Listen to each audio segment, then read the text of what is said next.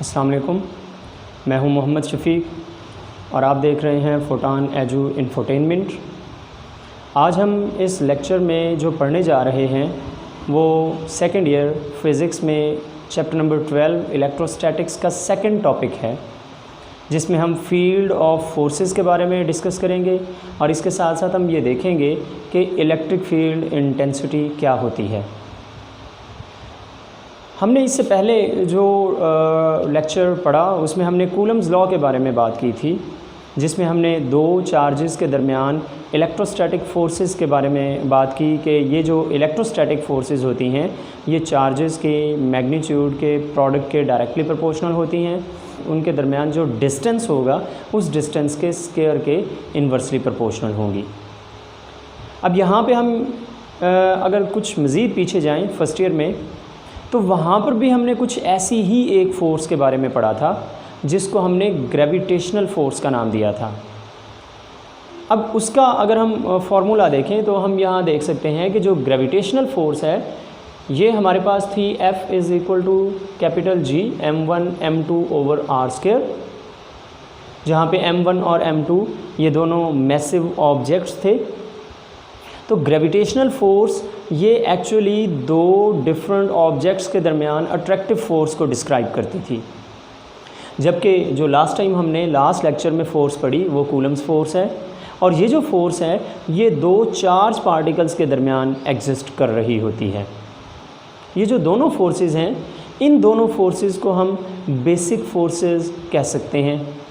अब ये basic forces क्यों कहलाती हैं, इसकी दो वजूहात हैं।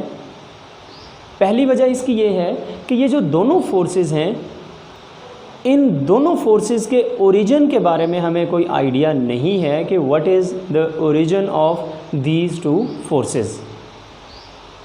जैसे यहाँ पे हम देख सकते हैं their origin is not known, इनके ओरिजिन के बारे में हमें आइडिया नहीं है।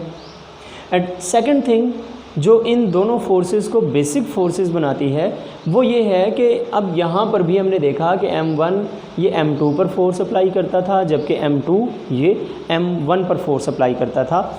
और इसी तरह सिमिलरली लास्ट लेक्चर में भी हमने देखा कि q1 q2 पर फोर्स अप्लाई करता है, जबकि q2 ये q1 पर फोर्स अप्लाई करता है। अब ये जो फोर्स अप्लाई हो रही है ये किस तरह से हो रही है, what is the way of transmission of these two forces, इसके बारे में भी हमें आइडिया नहीं है। तो ये जो दो पॉइंट्स थे कि इनके ओरिजिन के बारे में इल्म ना होना और इनके ट्रांसमिशन वे के बारे में आइडिया ना होना, इन दोनों पॉइंट्स की बिना पर हमने इन दोनों फोर्सेस को बेसिक फोर्सेस का नाम दिया। अब ये जो पहला क्वेश्चन है इसके बारे में अभी तक हमें कोई ख़ास आइडिया नहीं है कि what is the origin of these two forces. लेकिन जो सेकंड क्वेश्चन है इस क्वेश्चन का आंसर देने की कोशिश की माइकल फैराडे ने। अब माइकल फैराडे ने एक फील्ड थ्योरी प्रपोज़ की। अब उस फील्ड थ्योरी के मुताबिक उसने ये बात की कि अगर कोई चार्ज पार्टिकल मौजूद हो तो उस चार्ज पार्टिकल के इर्द गिर्द एक फील्ड मौजूद होता है, just like gravitational field that has been discussed in first year। बिल्कुल उसी तर्ज पे किसी चार्ज पार्टिकल के इर्द गिर्द भी एक इलेक्ट्रिक फील्ड मौजूद होता है। अब इस इलेक्ट्रिक फील्ड का कैसे पता चलेगा, अल्टीमेटली अगर कोई टेस्ट चार्ज हम उस फील्ड के अंदर लेकर आएँ तो दो चार्जेस के दरमियान इलेक्ट्रोस्टैटिक फोर्सेस पाई जाती हैं। तो अगर ये हमारे पास फॉर एग्ज़ाम्पल ये एक चार्ज पार्टिकल है और इसके फील्ड के अंदर हम ये एक टेस्ट चार्ज लेकर आएँ तो ये जो टेस्ट चार्ज होगा ये इस चार्ज की वजह से इलेक्ट्रोस्टैटिक फोर्स एक्सपीरियंस करेगा। तो कोई भी चार्ज पार्टिकल उसके इर्द गिर्द एक रीजन या एक स्पेस मौजूद होती है। उस रीजन के अंदर कोई दूसरा चार्ज अगर आए तो वो चार्ज उस पहले वाले चार्ज की वजह से एक इलेक्ट्रोस्टैटिक फ़ोर्स एक्सपीरियंस करेगा। अब वो रीजन या वो स्पेस जिसके अंदर रहते हुए दूसरा चार्ज एक इलेक्ट्रोस्टैटिक फ़ोर्स महसूस करे उस रीजन या उस स्पेस को हम इलेक्ट्रिक फील्ड का नाम दे सकते हैं।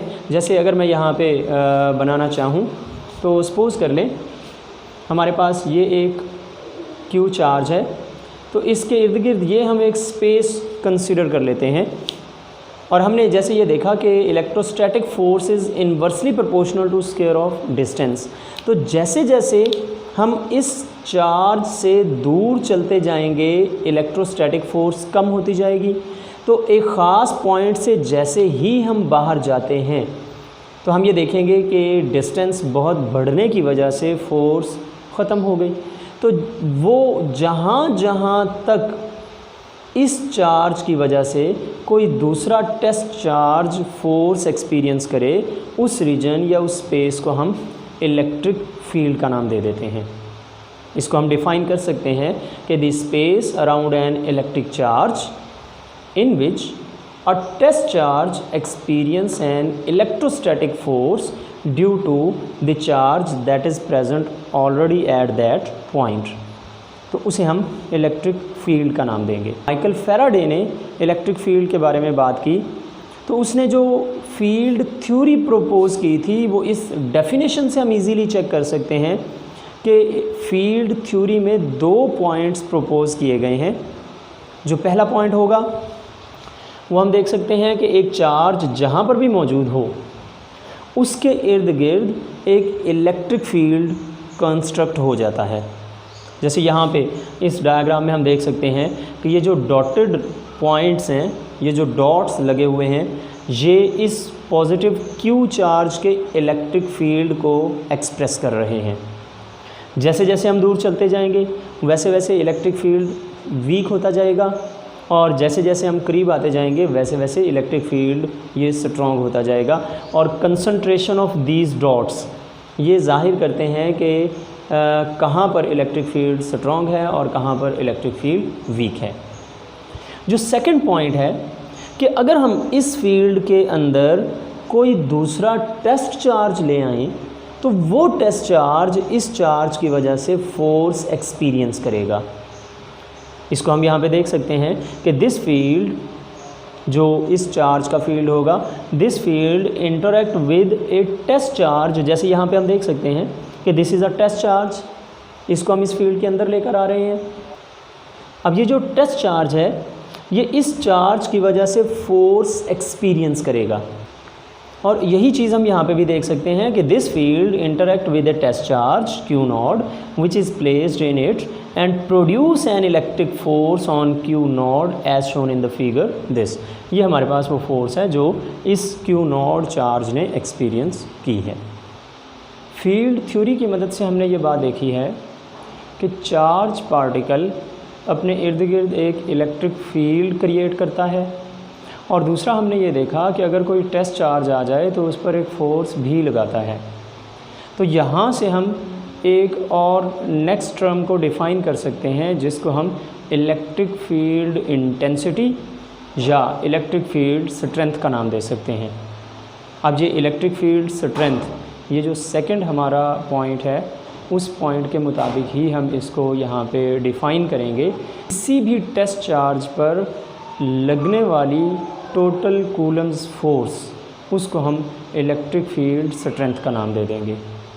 अगर F टोटल कूलम्स फोर्स लग रही हो और Q नॉड ये टेस्ट चार्ज हो तो force per unit test charge is known as electric field strength. या हम इसे ये भी कह सकते हैं कि the coulomb's force experienced by this test positive charge due to this positive charge at any point in this electric field is known as electric field strength। तो मैथमेटिकली हम इसको रेशो की फॉर्म में लिख सकते हैं कि electric field strength is equal to force experienced by unit test positive charge in this electric field. अब इस इलेक्ट्रिक फील्ड स्ट्रेंथ को हम in term of this positive charge भी लिख सकते हैं। अब देखिए यहाँ पर हमारे पास 2 चार्जेस मौजूद हैं, तो अकॉर्डिंग टू कूलम्स लॉ हम ये देख सकते हैं कि इन दोनों के दरमियान कोई ख़ास डिस्टेंस भी है। जिस डिस्टेंस को हम अगर r कहें तो अकॉर्डिंग टू कूलम्स लॉ ये चार्ज इस पर जो कूलम्स फोर्स अप्लाई करेगा, टेस्ट चार्ज पर जो फोर्स अप्लाई करेगा, that will be equal to K multiply by first charge into second charge divided by square of distance between these two charges। अब यहाँ पहला चार्ज हमारे पास Q है, दूसरा चार्ज हमारे पास Q0 है और इनके दरमियान डिस्टेंस है r स्क्वायर। तो लिहाजा ये जो हमारे पास कूलम्स फोर्स है ये इस फॉर्म में हम लिख सकते हैं। अगर इसी वैल्यू को हम इस फार्मूले में दर्ज कर दें, यहाँ पे दर्ज कर दें, तो हमारे पास जो इलेक्ट्रिक फील्ड इंटेंसिटी होगी कन्वर्ट इनटू दिस फॉर्म। कि हमने डिवीजन को इस फॉर्म में लिख लिया, ये it is just for convenience कि हमने इस डिवीजन को इस फॉर्म में लिखा है। अब फोर्स की जगह हमने कूलम्स फोर्स को लगा दिया और मल्टीप्लिकेशन का साइन अगर चेंज करें तो ये फिर दोबारा से उसी फॉर्म में डिवीजन की फॉर्म में लिख सकते हैं। तो यहाँ पे हम इजीली ऑब्ज़र्व कर सकते हैं कि this Q0 will cancel out with this Q0 और जो हमारा फाइनल आंसर होगा electric field strength will be equal to KQ/R square. या इसको अगर हम वेक्टर फॉर्म में लिखना चाहें तो हम साथ यूनिट वेक्टर का भी इजाफा करेंगे। This is equal to KQ/R unit vector over R square. अब हमें यह भी पता है कि K इसकी वैल्यू होगी 1/4 पाई एप्सिलॉन नॉट। लिहाजा इलेक्ट्रिक फील्ड इंटेंसिटी इसको हम इस फॉर्म में भी लिख सकते हैं 1/4 pi epsilon not Q/R square. तो यहाँ पे हम एक चीज़ तो आसानी से देख सकते हैं कि कूलम्स फोर्स हो या इलेक्ट्रिक फील्ड स्ट्रेंथ हो, दोनों वैल्यूज़ स्क्वायर ऑफ डिस्टेंस के इन्वर्सली प्रोपोर्शनल है। जैसे यहाँ पर हम ये देख सकते हैं कि फोर्स और square of distance these are inversely related with each other. और यहाँ पर भी हम देख सकते हैं कि electric field intensity is inversely related with square of distance between test charge and unit positive charge. तो इस तरह हमने यहाँ पे फाइंड किया कि जो माइकल फैराडे ने जो फील्ड थ्योरी प्रपोज की उसकी मदद से हम किसी भी इलेक्ट्रिक फील्ड के अंदर टेस्ट चार्ज पर लगने वाली इलेक्ट्रिक फील्ड स्ट्रेंथ को आसानी से कैलकुलेट कर सकते हैं।